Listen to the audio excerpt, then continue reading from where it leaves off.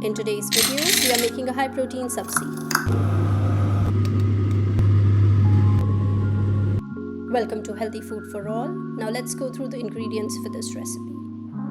Here I have edamame beans, some tomatoes, potatoes, coriander leaves, green chilies, sea salt and rapeseed oil, Indian spice box, as well as some garlic.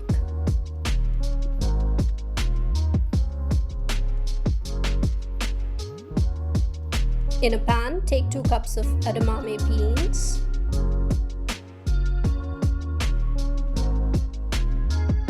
Then add some water and let it boil. In the meantime, let's chop some veggies, 3 to 4 garlic, 2 tomatoes, green chilies to taste,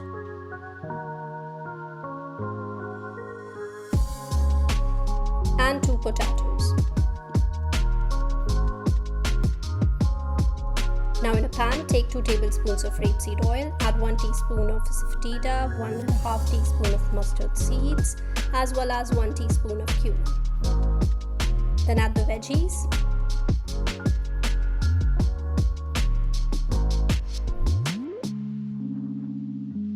Here I'm adding the tomatoes.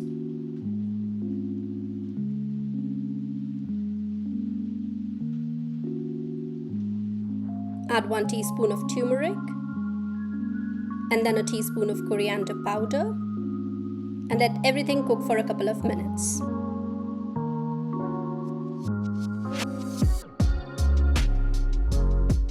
Now I'm adding the potatoes.